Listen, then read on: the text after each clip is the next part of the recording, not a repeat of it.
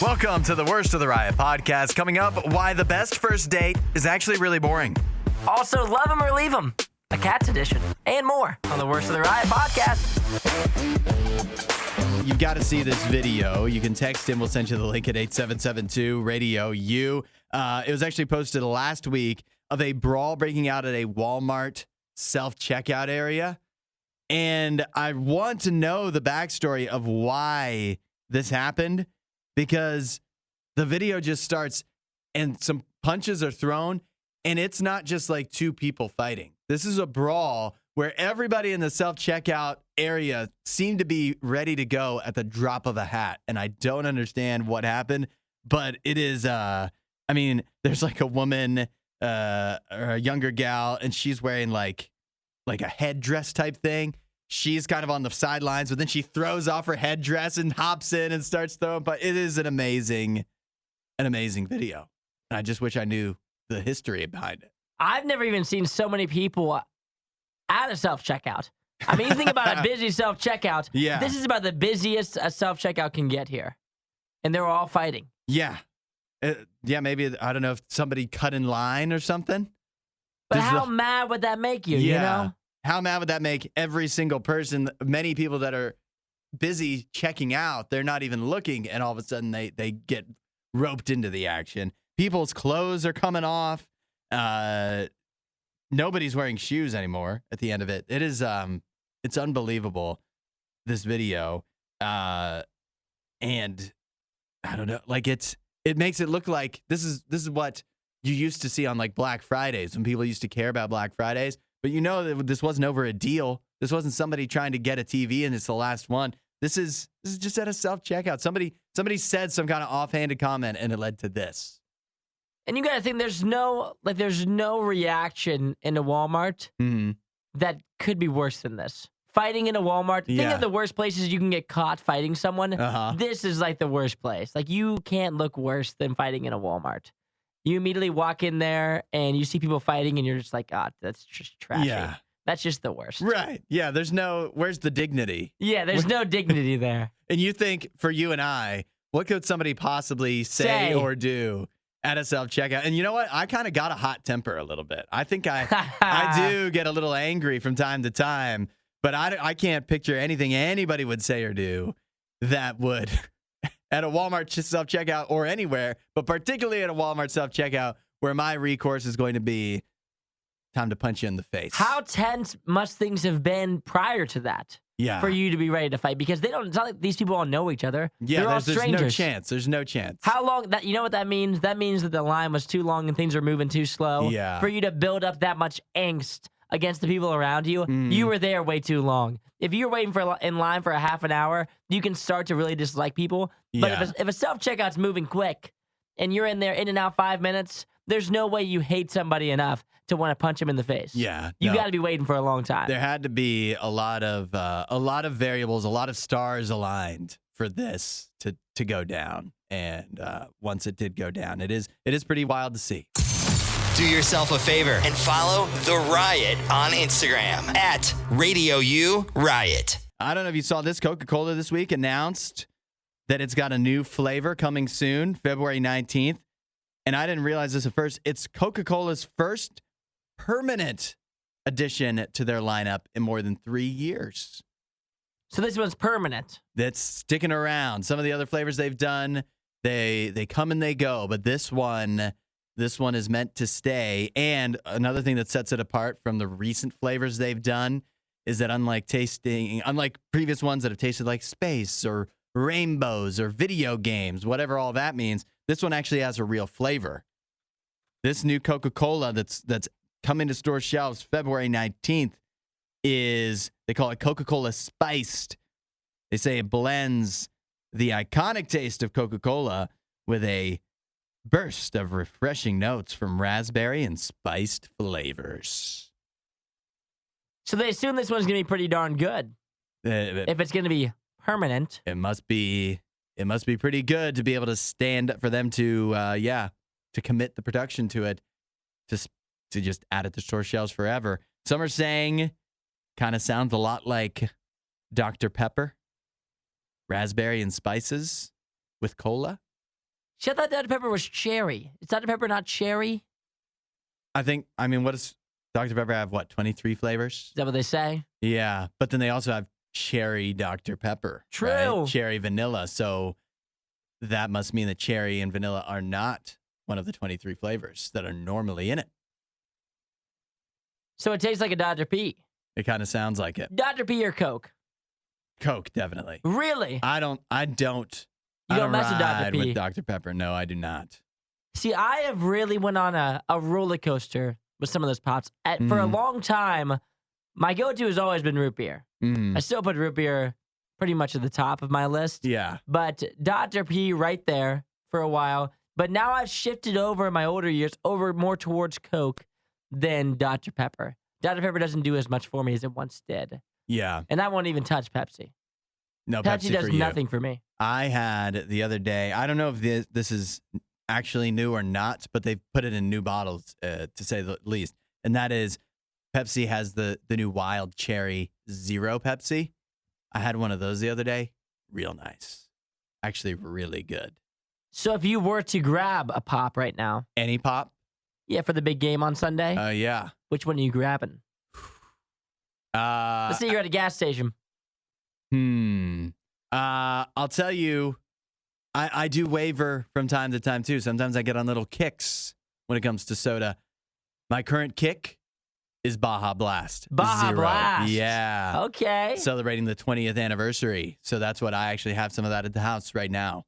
But I can rock with some bold ginger ale from time to time. That's a crazy choice. And if I'm taking a full sugar soda and I'm just throwing caution to the wind, you know what I might choose? Tahiti Treat. What? Yeah. I'm not even sure I know what that is. Tahiti Treat. That's the red stuff with the it's real tropical looking. It's got like a cartoon island on it. No way you buy that. That's so good. Stop no, it. I don't buy it now because I'm a grown up. I've seen this, but I've never even looked at this for more than a second. So good. It is actually really good. Tahiti Treat. Yeah. I wish This they made a looks zero insane. of that. If they made a zero of that, my days might be numbered. See, when I go into a gas station, the gas station's different for me because the options in there are so unique. Yeah. One thing that I lean towards if I'm getting a pop, shockingly, Big Red. Big Red. Big Red. What does that taste like? Like a red cream soda. Oh, I hate cream soda. Oh, come on. I love a good red cream soda. But realistically, if I am getting a drink from a gas station, I'll always go Arnold Palmer before pop every time. Yeah. I mean, it's a steal. I had a real dilemma when I got the Wild Cherry Pepsi Zero the other day. I was at a gas station and we was on a little weekend road trip. And at the gas station, that's the time to get like a fun drink, right? Yeah, of course. And the Wild Cherry Pepsi Zero doesn't feel that fun to me. But it was either that, the fun thing I was looking at was Alani New. Oh, I love an They had Alani like New. a peach, but then I was like, but that's half the size and twice the price. So it's not as fun as it feels. But it gives you that energy boost, fun. that caffeine. It looks fun and it tastes good. But the Pepsi was fun for longer. Yeah, so I think that's why I made a good always lean choice. Arnold Palmer because I get that big boy. Yeah. For it's supposed to be 99 cents. I know it's not anymore. It's probably like $1.29, but still feels like a steal. No, that's fun. That is fun. The only thing Isaiah loves more than the riot is himself. Someone who probably still lives with his mother and hates himself. You're listening to The Riot on RadioU. Valentine's Day, of course, coming up. That's on Wednesday. And I have here the worst first date ideas according to a recent survey. 2,000 people polled, all people that would be considered Gen Z. And the worst first date idea is being invited to watch somebody, like the other person do something. Like me asking a gal out to watch me play pickup basketball. That would be wild. That would be a crazy first date. But only 27% said that's a bad idea. So That's a horrible idea. yeah. Like if I asked a girl, would you like to come to my men's league basketball game? Yeah. Watch me ball? Maybe that'll win you over. You aren't even speaking to them. Mm-hmm. You're playing. Yeah. Yeah. How And could then that what are they be going to sit there in the stands? a first date? You think about it. Even Travis Kelce, who plays in the NFL, just won a Super Bowl. His first date with Taylor Swift was not her watching him play. They did stuff before she started doing that. Other bad ideas that feel a little more realistic. Ooh, this is bad for Nene. Table tennis, ping pong. Ping pong action? Yeah. Nene was bragging to me the other day that he's a big ping pong star. Is he good? Yeah. Well, he thought he was and then he lost, but he said that he has had a reputation, he claims, for being pretty good at ping pong. But keep that to yourself, at least on the first date, Nene. You can bring that out later. Yeah. Yeah. Well, it would be bad form for him to ask out a gal and let's go play ping pong and then for him to just demolish her. That wouldn't be a good first date. Right? Hide your skills. Another bad idea for a first date, long hikes. You don't want to do that. Yeah. Nobody wants to go on a hike anyway. I like hiking, but a first date, what if you guys aren't getting along? If it's a long hike, you have to hike back. That's going to be awkward. And nobody's having a good time on a hike. Yeah. If you're hiking, too strenuous. You probably don't want to have a first date where anybody's getting sweaty during the date, right? I would say for the most part, probably not. You probably want to avoid that. Also, mosquito bites. Another bad one, apparently. I don't think this is as bad. Mini golf. Mini golf isn't it's not a terrible idea. Mm-hmm. It wouldn't be my first choice. Yeah. It doesn't last very long, but sometimes on a first date, that's a good thing. But also kind of feels like it's more for kids than a first date. Eric says I had my first time girlfriend come watch my band play the show, and I ended up marrying her. But Eric, that's cool. If they're coming to watch my pickup basketball game, yeah. I don't look cool. You're in a band, that's different. Yeah. Girls like guys in a band. Mm-hmm. Girls don't like a guy putting up 6 points against other 30-year-olds playing basketball. That's right. Not as cool. Come watch like, in the band, that's cool. Even high school football, like if you're in high school, I still don't think that's cool That enough. would be cool. That would be It's cooler. Yeah. I think come and watch. Hey, would you like to come watch my band play? Yeah. That's also like more than likely you're at a location where it would be okay for her and some of her friends, or maybe just her to come. That seems better. And then that was a good ask by you. Yeah. The last one that's one of the worst date ideas in the survey. I hate this so much. Escape room. First date, escape room. That's just an argument. Yeah. Yeah, one of us is going to be upset, if not both of us. I'm telling you right now. That is escape room, do not. And no matter how much you like escape rooms, that's not a first date. See, the good thing for the single people out there is there's so many, like the girls that you're probably interested in are getting asked on so many ridiculous dates. As long as you give them like a halfway decent normal one. That's what I think that the key to dating for the most part, you got to just be a little bit normal. Yep. And you're going to beat like 50% of your competition. That's a great point. We're not sure who behaves worse, the Riot or their dogs. I don't even know how to behave like a real human being. The Riot, Radio U. The top one coming in on the list was being invited to watch the other person do something, like watch them play a sport. Or I think in movies sometimes I feel like this comes up where somebody's like an artist and it's like, why don't you come to my opening? And then it's like where you're going to be also like schmoozing with a bunch of other people, but you want me to come also? Anytime where the person you're asking on a date isn't like the main feature of your night, not a good idea. But Max did say you could invite them to come watch you do the thing. And if they show up, that means they really are interested in you. And it doesn't have to be a date. And then that doesn't count as a date. You just ask them to come. So that could be a little workaround. I was also thinking, too, it must be tough. Because usually, right, it's the guy asking the gal out. And usually you don't always, at least I feel like this is normal, that you don't say, would you like to go do this specific thing at first? You're like, hey, would you like to go out sometime? But you don't say. And so how many times is there for gals, do they get asked out and they're like, sure, I kind of like you or whatever. And then it's like escape room Friday. And then they just followed up with just a horrible, right, just a horrible dumb idea. Yeah. Let's go hiking. And then what do you, as a gal, can you say no after the guy is, you've already said yes, but then he comes up with a horrible idea? You have to redirect him a little bit. I don't know. How much are you really interested? See, I think for many guys, they'll tell you they probably, let's say, the normal thing is like meeting on like probably like a dating app or something, right? And then you say, what do you think about going on a date sometime? And then they say like, oh yeah, I'd love to. And then you give them like 3 ideas, like what about this, this, or that? And then they ghost you. That's how you know you never use those three ideas ever again. Throw those ideas away. Throw them away. Now, throw those ideas away. I do have here in the same survey, it had the best first date ideas, but they're not exciting at all. I'll go from 5 to 1. Number 5, going to the movies. We have taken a stance kind of against that. Yeah, it's not good. You guys don't get to talk or anything. You're together. You're locked in to be together for a long time. Not good. But that was number 5, the 5th best date idea. Number 4, just going out for casual drinks at the pub.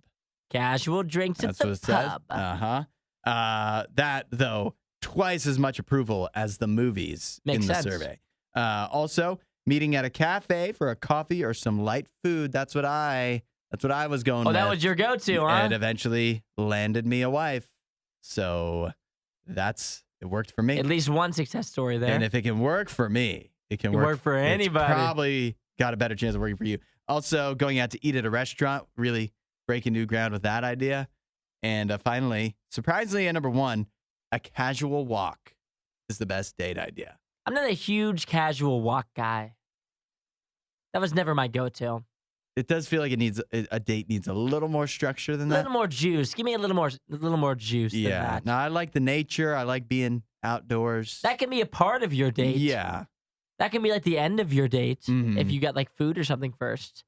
See, I was always trying to switch locations. I was trying to go to more than one place. If I could do more than one thing, then that could be a good date. And the other thing that I always tried when I was going on dates that I always try to do is make sure I take them somewhere that they like haven't been before. Ooh. In the city. Whatever city you live in. Yeah. Try to find like a spot that they probably haven't been to, and that can make you more memorable. Add some uncertainty. If you take them to the same place they've been to a million times, then that just doesn't seem like a special date. Doesn't seem like a special time. No mystery. But it should be somewhere you've been before. 100%. You don't want to go in and also be just unsure. You got to find your niche spot that you know is good and it's cool and kind of unique. Like my girlfriend now, right? I took her to this unique little like restaurant-y bar place that had like real cool decorations. It was real unique looking. And then where'd we go? We went to a second place where there was like games and stuff to make it more of a fun night. But yeah, my thing was always trying to go to more than one location because that meant the day was going well. And then always take them somewhere they haven't been before. Good luck. Disinformation, mispronunciations, bad impressions. That's Hudson. This is The Riot on Radio U. Understandably, with the Super Bowl taking place, possibly not the strongest set of new releases this weekend, but we'll present them nonetheless. And then the ball's in your court. We'll start things off with a movie called Lisa Frankenstein. Have you heard anything about this? I have not. This is the only movie that I had heard of at all coming into this weekend. Lisa Frankenstein. It's about a misunderstood teenager and a reanimated Victorian corpse as they embark on a murderous journey together to find love, happiness, and a few missing body parts. Starring Catherine Newton and Cole Sprouse from The Sweet Life of Zack and Cody. On deck. Lisa Frankenstein is now in theaters. It's showing a 52% on the tomato meter. Oh. And the critics are saying, an affectionate callback to classic horror comedies of the 80s, Lisa Frankenstein can be fun in its own right, despite not quite measuring up to the movies it imitates. I love remaking, trying to do a different take on Dracula and vampires and Frankensteins. It never feels like it quite delivers anymore. But, nevertheless, Lisa Frankenstein is an option. But there's also this. The Private Eye.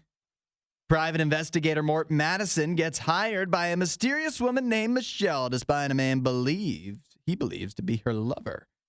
In the detective process, Mort himself falls in love with Michelle and decides the only way he can be with her is by eliminating David from the equation. Starring the controversial comedian Matt Rife, The Private Eye is now in theaters. Not yet on the tomato meter. That's how new it is. Brand spanking new. No critic reviews either. Well, So brand spanking new. it's If you're a gamble. fan of Matt Rife. You have to make up your mind for yourself on that one. And then finally, this is the last option. Well, kind of the last option in theaters. Out of Darkness. 45,000 years ago, a Stone Age community tries to defend itself against a mysterious enemy. Starring no one you've ever heard of, initially released in 2022 and nominated for 5 Biffs. Out of Darkness is now in theaters. This one on the tomato meter. Yeah. 85%. Real good. The critics' consensus. A survival thriller reduced to the bare essentials. Out of Darkness offers a chilling reminder that the horror of looming death might be humanity's most universal experience. That one, I feel like it's going to be too scary for me after looking at it a little bit. I think I don't know if I have the stomach for it, but it sounds like it's pretty good. It looks cool. Other options for you. Turning Red has been re-released in theaters. I don't recommend it. Did not enjoy that. You didn't like that? It got a 95% tomato meter. I know, and I don't understand why. Maybe you should start rating these movies. Yeah. The critics' consensus says heartwarming humor is beautifully animated and culturally expansive. Turning Red extends Pixar's long list of family-friendly triumphs. Yeah, I don't know. I think it might be the worst of all of the Pixar movies. Also, The Marvels, now on Disney Plus. You want to watch something at home. And finally, of course, Valentine's Day coming up. Maybe you want something romantic. There's a movie called Upgraded that's new on Prime Video. You watching anything besides the Super Bowl this weekend? If I do, it'll probably be tomorrow night. I don't know what it'll be yet, but Still up in the possibly air. something. My girlfriend's trying to get me to watch a romance movie after my performance on Would You Rather, or the Choice Champions we did yesterday. Because apparently Hercules and Beauty and the Beast weren't good enough choices. There you go. 8772 Radio. You let us know what you're watching this weekend or what Isaiah should watch. There's never been a can of worms they didn't open. The Riot, Radio U. I have a possible new way for you to lose weight. This is according to Mississippi nutritionist Lindsay DeSoto, who claims that what you need to do is eat 6 to 10 small meals per day. The thought process is that if you eat smaller meals throughout the day instead of 3 bigger meals, those smaller meals give your stomach less to digest. It's able to more effectively digest things from time to time. Plus, not only will it help you lose weight, possibly, it may also help if you have heartburn, bloating, fullness, gastroparesis. You think you could do 10 meals a day? I like little snacks. Right now, I'm in the midst of being on a diet. Mm-hmm. So I'm trying to cut right now. I am not eating 10 meals a day.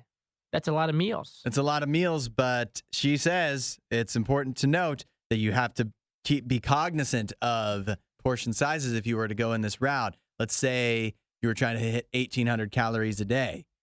Then you're talking 10 180 calorie meals. That's tough to do. That's a granola bar. About once.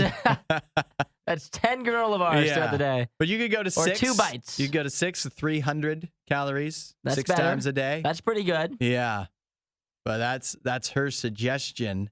Is it basically just to graze, to nibble throughout the day instead of sit down. Now, here's why I like this idea. Because I'd like to have 10 lunch breaks a day. There you go. Yeah. A lot of time in the break room. Yeah, give me more time. Sorry, boss. Uh-huh. But I guess maybe they'd split it up. I'd get 10 3-minute lunch breaks. It'd be very quick. Yeah. Yeah, I I think don't know this if that'd be as enjoyable. I think this could work for some people. This wouldn't be a good way for me because I would never feel satisfied. I would always be hungry. And I'm going through always being hungry. Yeah. But there are small bits of my day where I feel full. Yeah. I feel like I go the opposite direction when I'm trying to lose weight. That I wind up eating like 1.5 meals a day. Because my thought is if I'm trying to cut my calories, my thought is I can't possibly eat as many calories in one meal as I would if I had 2 more normal sized meals. So I kind of just have one meal where I One eat, big one. Yeah, just kind of go a little crazy, but there's still no way they can add up to what I would eat if I was doing 2 or 3 meals. Yeah, right now I just started dieting on Monday. It's horrible. I hate it. But I'm coming over the curve. The first 2 days were terrible, and now my stomach is starting to shrink. But I'm trying to count my calories up, and I think I'm trying to do 1650 right now a day, and it's horrible. Since you just started dieting, how would you like to eat some chocolate and barbecue chips? Sounds perfect. All right, we'll do a I'm food gonna have fight just here. just a couple. We'll do a food fight. I've got a whole bag for you. Actually. Perfect. Add a little Riot to your Instagram feed. Follow at RadioU Official. The Riot. Radio U. The other football, by that I mean soccer, where a big announcement is expected today of the introduction of the blue card. It will possibly make its way into international soccer. It looks like it might be tested out first in the FA Cup, in the Women's FA Cup in the UK next year. And the blue card, here's what it does. You know the yellow card in soccer? Do you know what that does? A yellow card? Yeah. Not a clue. It seems like it doesn't do much. They give them out all the time, and I don't really know what it actually does. Probably turns the ball over. Yeah. Gives the other team the ball. Mm-hmm. So there's that. And then obviously the red card, I know what that does. That kicks the player off the field for the rest of the game. You got to play with 10 guys instead of 11. But the blue card is like an in-between. It says that if player commits a cynical foul or shows dissent towards a match official, they could be issued a blue card, which would take them off the field for their team for 10 minutes, not for the entire rest of the game. And so, in other words, it'd give a temporary, in hockey terms, a power play for 10 minutes. In lacrosse terms, a man up. A man up. True soccer fans seem very upset at this idea. What say you? I think this is probably the best idea soccer's came up with. I think that the blue card should be less than a yellow card. A yellow card, as I looked it up, is like a warning. If they keep doing what they're doing, they'll be pretty much sent off or whatever. If you get 2 of them, it's pretty much like a caution. Referee will hold up a yellow card to indicate a player has committed what's called a cautionable offense. You can get 1 of those and continue to play. If you get 2 of them, then you're out. You better watch out, buddy. Yeah, you're warning. You're getting a warning. Yeah. 1 more of these and you're out of here. Had it up to here with you. I've got about halfway with you. Yeah.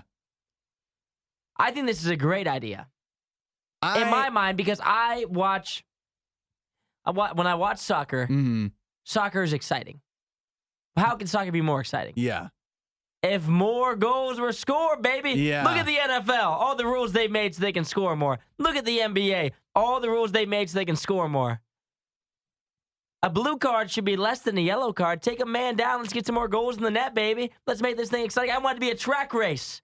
A track race. It's a great idea. I'm with you. I think it's probably, and I think this probably goes both ways. It's probably assumed that this will increase scoring more than it actually will. Because even if you think I'm not a massive soccer guy. I've watched a bit of soccer.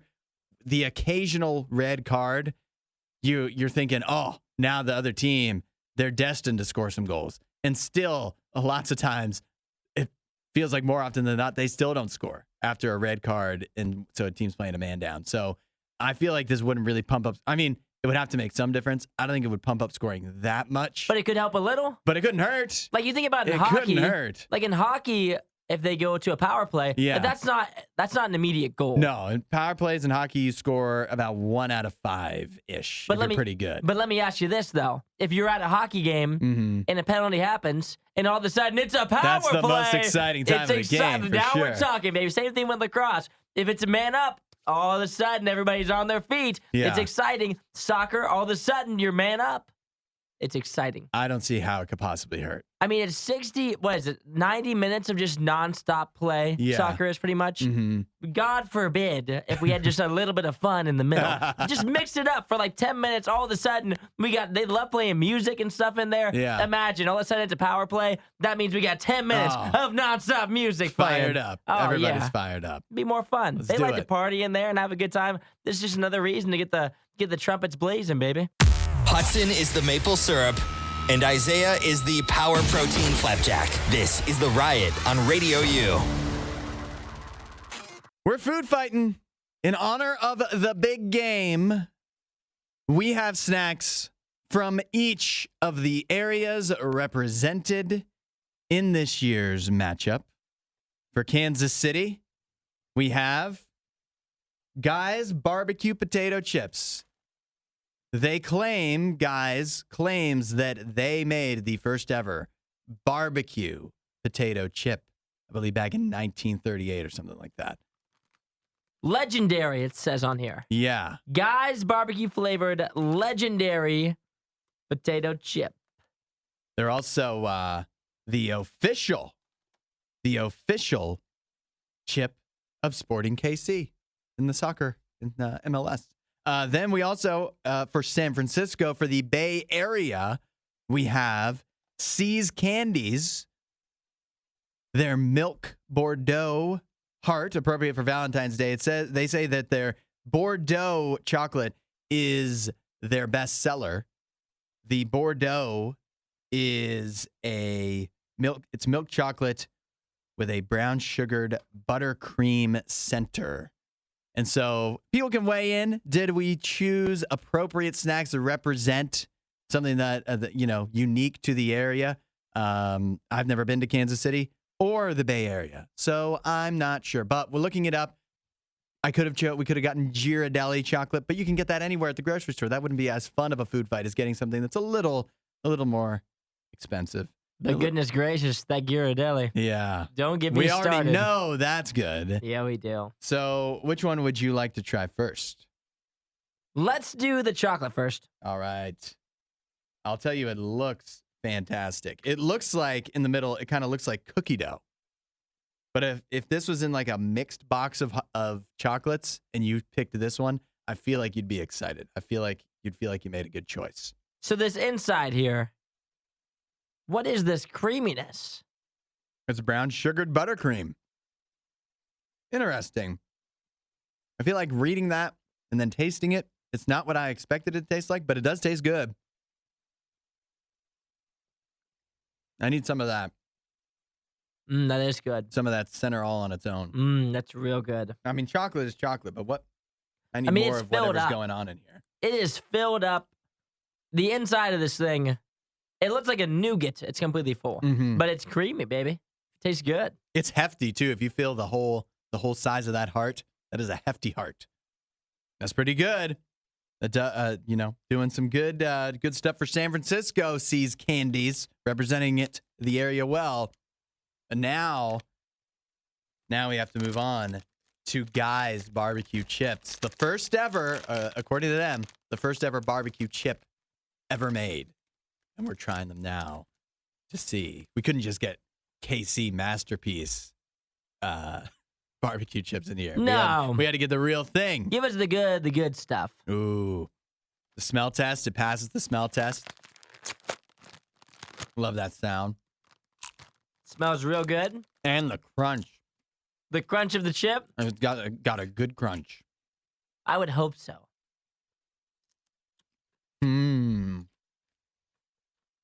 They're good. They are good. Well, how good? Here's what I'm trying to determine. Is either one of these markedly, vastly different from anything I've had before? As in, like, our C's Candies, is that Bordeaux heart, that chocolate, way better than any other chocolate I've ever had before? Something different that I've experienced? I don't think so. No. It's better. It's definitely a higher level. I think it's better than like Russell Stover, what you would normally get in the grocery store. I do think it's better. It's a high level chocolate, yeah. The Guy's Barbecue Chips, are they vastly different, vastly better than many other barbecue chips. They're a good barbecue chip. A standard barbecue chip. They're top tier, but it's not like, whoa, I've never had anything like this. Does have a good aftertaste, though. Yeah. But then again, they were the ones that invented the barbecue chip, according to them. So everyone copied them. Makes sense. Yeah. So they should get extra marks for that. If we had to do, of course, this is big game themed. If we had to do this in terms of a football score, what would be the score? That's a good question. I'd say this is like a shootout. Uh-huh. It's going to be high scoring. I'm probably going to go 31-24. 4. I'm leaning the guys' barbecue chips. Ooh, I'm going that way as well. I was thinking guys 34-31. Oh, so it's tight for you. It's real tight. It was close because they're both real good. Toss-up. They're both real good, but I do think I'm probably more excited to eat more of the guys after this. So the chocolate's good. It's a high-level chocolate, but I think the barbecue chips, sometimes barbecue chips are a hit or miss for me. I'm not even sure. These are solid. No, they are good. I'm not sure it was a fair fight either because I think just if you gave me like a generic chocolate versus generic barbecue chip, I'd be more excited about the chip, more likely to eat the chip. So C's Candies, they represented San Francisco well, but just not well enough. There you have it. You don't always have to agree with Isaiah to always disagree with Hudson. The Riot. Radio U. What is the TLDR for today's Love 'Em or Leave 'Em? My boyfriend revealed that no matter how cozy he gets with my cats, that he finds them disgusting and that he wants to get rid of them. He told me that he would never ask me to do that and that he doesn't expect it of me, but he told me that he really doesn't like having them around. I don't know whether tolerating this part of my lifestyle is enough if we are going to continue living together. They've been living together for a year. They've been together for 2 years. He's had ample time around the cats. Love him or leave him. Well, TJ says if he is tolerating the cats, then he needs to stop mentioning it. What an annoying dark cloud to have hanging over your relationship. That's a pretty good point. True. If he really tolerated them, he would shut up about it. That's kind of what tolerating is. Thomas says, good morning. If he keeps bringing up not liking the cats around her, it probably sounds like he's passively trying to get her to get rid of them. He said, if you're not willing to give up cats and he's not willing to accept them, seems like you're at an impasse. But that's the tough thing, right? That's a wild choice to have to make. Do I like my 2 cats more? Do I like my boyfriend? Am I really going to choose my cats over a boyfriend that I really like? But it sounds like she might have to make that choice at some point. Susanna says maybe there's something else she could do to make them less gross to him, like clean more, different kind of kitty litter, etc. I feel like his dislike of the cats as far as like cleanliness and stuff, that's illogical. I don't think there is anything that she could do to make them less gross. You know? Yeah, it seems as if he's just against the cats. I don't think that he's going to come around to the cats. No. But it depends. I tend to agree with Thomas and TJ that if he could just shut up, like that's what the conversation you need to have would be, hey, I'm not getting rid of the cats. I'm glad that you tolerate them now. Please shut up about not liking them, that they're not your thing. But I'm also seeing other concerns here raised. Some people are saying, well, what about if you guys stick together, right? And then the cats die. He's either going to be relieved and not supportive. He's going to be happy. Is worst case scenario. Best case scenario, he's still not going to let you get more. And it sounds like you really like cats. So that could be, at the moment, it might be one thing, but looking down the road, it could be an even bigger issue. That could be a fight that you might have to get prepared for if you really, really, really are a big cat person. Yeah, I would say this is definitely a leave him. You think break up with him? Mm-hmm. Date your cats?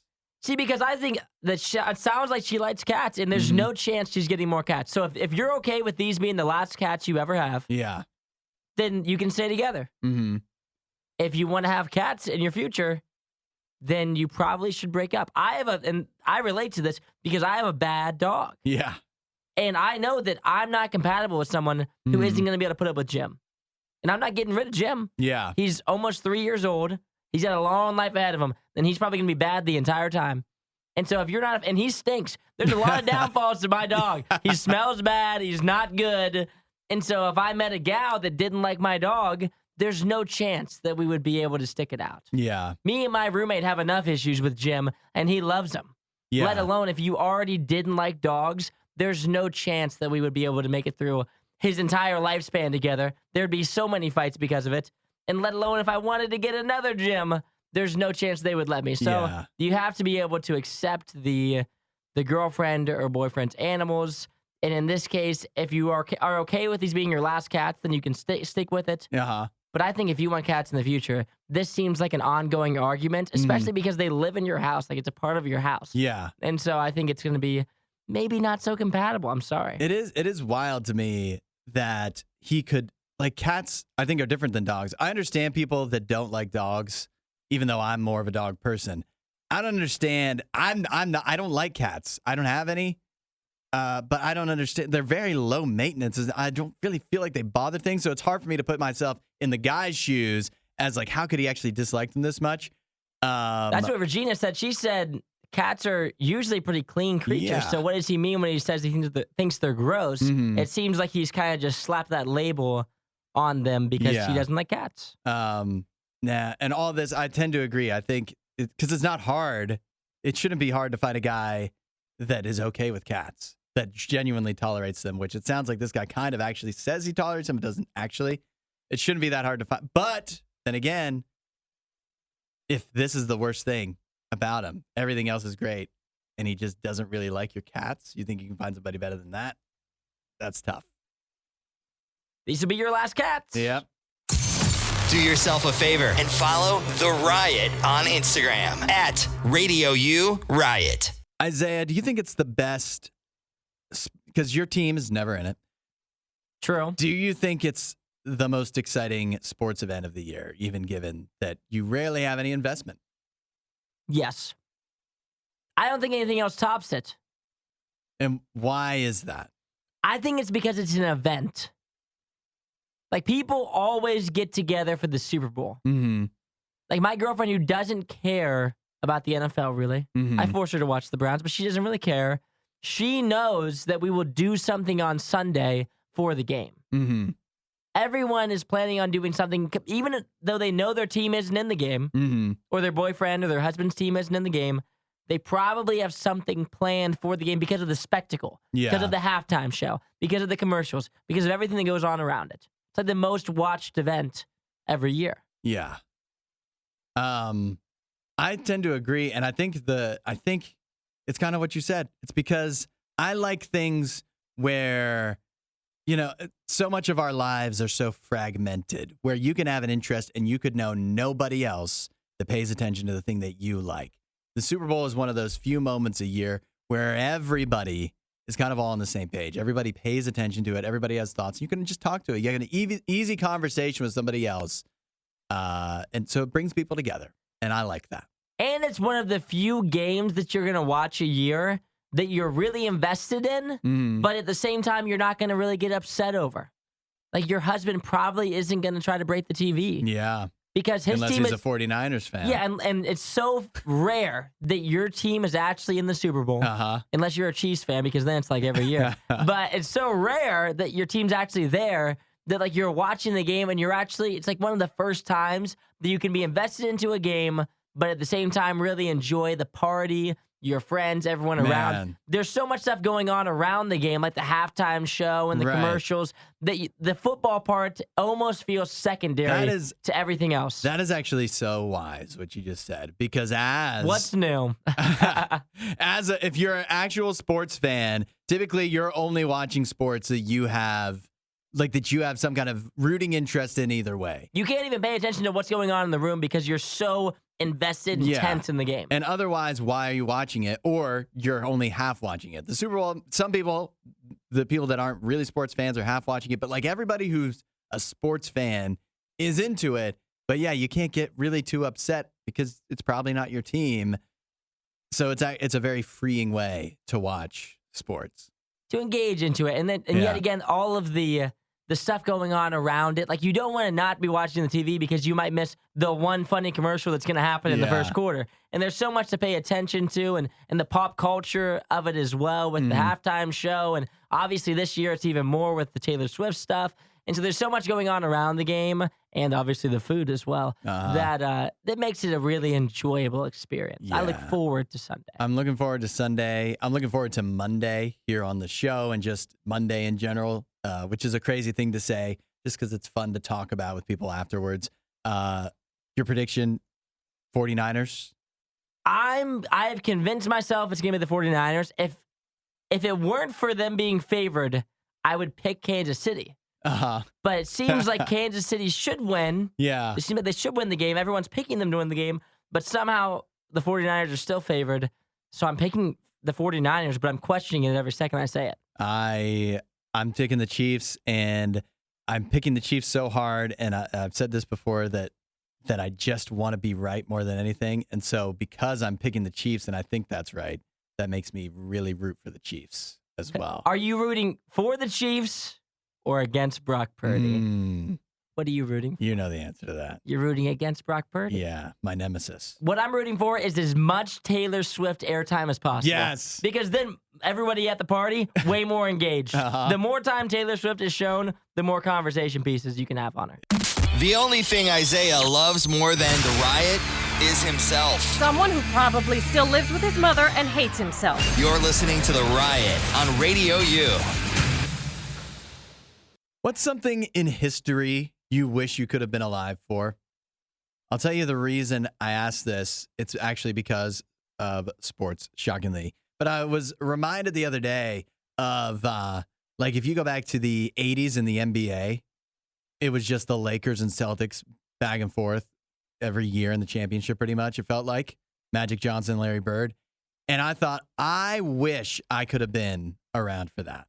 I think that would have been a lot of fun to be able to experience that rivalry. I think the NBA probably would have been more fun back then to have two teams that actually, like, teams and fan bases that really hated each other going at it just about every year. And then I thought, but I don't know if I want to be alive in the 80s. Generally, I just wish I could experience that. You know what I'm thinking? And so now I want to know more things in history. Obviously, like, you go back in different time frames. This is a better time frame than most times in history. But This is a good one. But what part of history do you wish you could have been alive for? Sports or otherwise?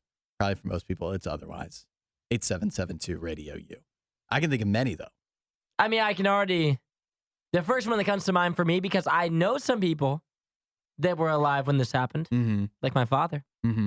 Neil Armstrong's first steps on the moon. That was the next thing I was thinking of.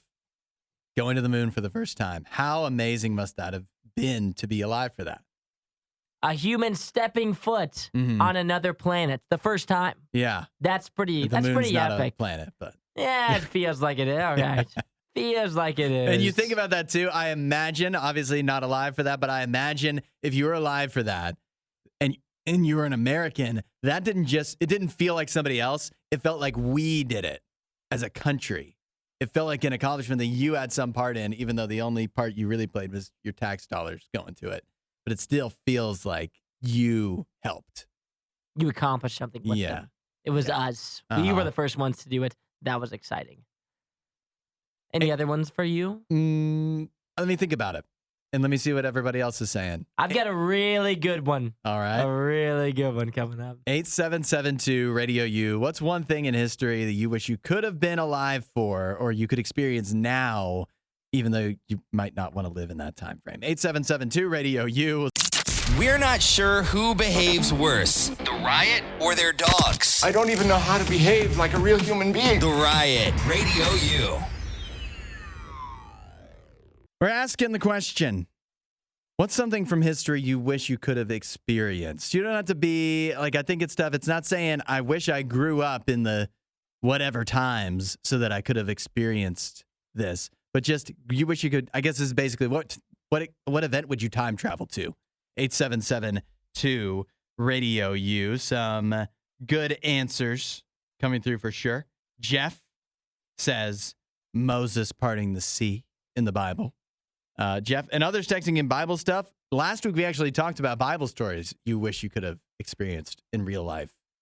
And so if you missed that, I recommend checking out the Worst of the Riot podcast. I think that was might have been last Friday. It was last Friday, yep. Last Friday. So check that out. We also have, let's see, Brandon, who says, I would love to go back when our country started. That was mine. That was yours. Yes. The signing of the Declaration of Independence. See, not so much that, but I'm looking for the Bill of Rights. Oh, yeah? I want to be in that room when they started deciding things, when they started getting those amendments up. All the debate, yeah. Like, just imagine sitting in that room and they were just a group of, obviously it was all men, a group of guys just sitting there going, well, what should we start with? And then one guy shouted out, he's like, what about freedom? How about number one? Let's start freedom. Yeah. And then they were like, okay, we got that down. Number two, how about guns? We need those, right? Yeah, we all probably need those. Second number most three, important thing, guns. Guns. Yeah. Number three, well, we probably don't want any soldiers to be quartered in any house, right? Yep, we probably don't want that. Yeah. Well, let's put that down. Just like them coming up with those, I think now sitting in there would be hilarious. Yeah. That actually, it would be awesome. And it's crazy to think, too, that all those people, I mean, it was a lot of guys, right? Yeah. And they all agreed and signed that thing? Somehow. Yeah. I would love to have been in the back just shouting out ridiculous things. Yeah. Oh, somebody had to in there. Had to have his ideas rejected. Gambling.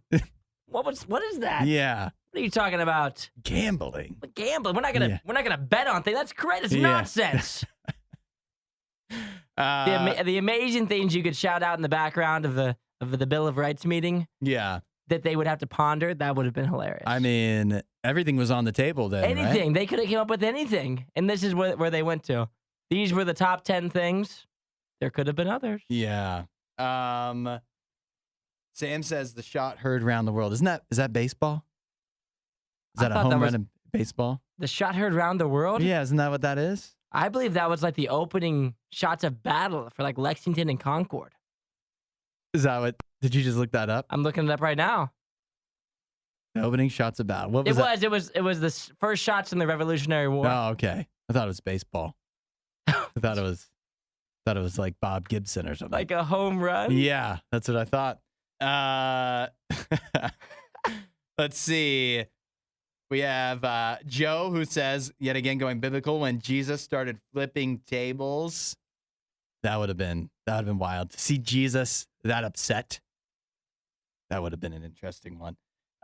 For me, another one I thought of, because this is something, it's weird that this was such a thing, it sounds like 100 and some years ago, and that is the World's Fairs. Mm-hmm. Where like anything cool that was invented in like I don't know how long they went on for. I just know it's like right around the early 1900s. They were doing World's Fairs. And the World's Fairs were like anything cool that was made, and it was actually cool stuff that we still use now. And all of that was like all in one place. And it's like, look, this is the first time you've ever seen whatever this thing is. And the TV, we've got it here. And then I'd probably be walking around going, well, that's stupid. Why would anybody want that? Because now it would be like VR headsets heavy. That I'm saying that's stupid. Why would anybody want that? So if I was actually in it growing up in those times, I feel like I'd be skeptical. You didn't walk. I mean, you think about like we have things similar to that where companies come out, like Apple does it like every year. Yeah. It's like, these are our new things. But it's not. And every year I'm like, man, we already got that. It's not as exciting, and it's not the same as like everybody of every company in the world at one fair. How about this one? Okay. The first time a caveman found fire. Think about that night. What they were thinking. What they were doing. That's a good one for me. I would love to, I'd love to be a fly on the wall to see the reaction. Yeah. Oh, they had to be real jazzed. Oh, they were having a good time. Or were they afraid? Were they afraid? A mix of both, I'm thinking. Yeah. Yeah, probably. Man, it would be interesting. There's so many things in history, but I think when I look back at every single one of them, I also think I'm glad I wasn't alive at that time, because I don't think I would like that time as much as I like this time now. Would have been tougher. Yeah. Some people saying Shakespeare, like if you could have been around when he was first doing those plays, you think you'd be into that? Everybody was, so I guess I probably would be too. Yeah, that's right. But now we have like Hamilton. So And I don't really care about that either. So I don't know. Find more Riot content online. Riot.radiou.com.